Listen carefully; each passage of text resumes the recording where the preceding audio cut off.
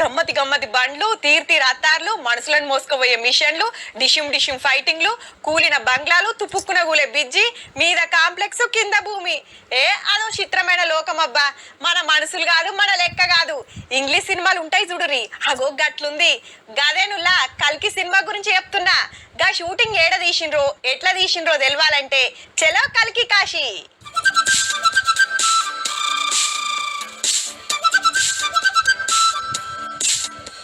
కల్కి సినిమాల కాశీనగరం గిదే. ఇట్లా సెట్ వేసి షూటింగ్ తీసి గ్రాఫిక్స్ అతకబెట్టి టాకీస్లకు ఇడిస్తే బొమ్మ సూపర్ హిట్. ఇది ఇప్పుడు మీరు చూసి ఉంటారు సినిమాలో బార్ కౌంటర్ అని చెప్పేసి ప్రభాస్ గారు ప్లస్ దుల్కర్ సల్మాన్ వాళ్ళు కూర్చొని ఉంటారు. ప్లస్ ఇదేమో చక్రాది మన లాస్ట్ ప్రభాస్ గారు కింద పడితే ఇట్లా పట్టుకుంటాడు అనమాట. పట్టుకున్న తర్వాత బ్యాక్ సైడ్ నుంచి విష్ణు అవతారం కనిపిస్తుంది. టన్నుల కమానం పాతిన్ప సామాన్లు గుజరాత్ రాష్ట్రంకి వెళ్ళి తెచ్చి వందల మంది నెలల కమానం ఎల్డింగ్ కొడితే కాశీనగరం తయారైంది. 3 years నుంచి దీని మీద వర్క్ చేసినాం. షూటింగ్ కూడా అయిపోయింది. ప్రతిసారి ఇక్కడ షూట్ ప్లాన్ చేసినప్పుడల్లా ఖచ్చితంగా వర్షం పడుతుంది అనమాట. ఈ సెట్ కాంచి అసంటకు పోతే శంబాల కాంప్లెక్స్ సెట్టింగ్లు. అమితాబ్ బచ్చన్ విగ్రహం చూడురి ఎంత పెద్దగుందో. సినిమాల సుతా సేమ్ ఇట్లనే ఉంటాడులే. ప్రభాస్ నడిపే బుజ్జి బండి గిదేనబ్బా.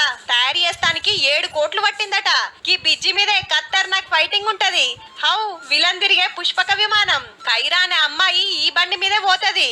బండ్లు మొత్తం ఈడనే ఉన్నాయి, మంచిగా చూడురి. వెనకటి కాలం పుస్తకాలు, వస్తువులు, తీర్ తుపాకులు, గమ్మతి గమ్మతి డ్రెస్సులు.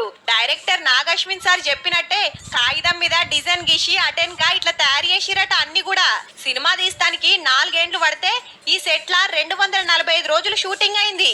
ఇంతకు ఈ సెట్ వేసింది ఏడనో కాదు, మన హైదరాబాద్ దగ్గరలా శంకర్పల్లి కాడనే. సినిమాకు 600 కోట్లు పెడితే అండ్లా 100 కోట్లకు దాకా దీనికే కావచ్చట. ఉత్తగా చూస్తే మెకానిక్ షెడ్ లెక్కే అగబడుతుంది గాని వెనకాల గ్రాఫిక్ అంట పెడితే మనం టాకీస్ లో చూసినట్టు ఇంగ్లీష్ సినిమా లెవెల్లో కనబడుతుంది.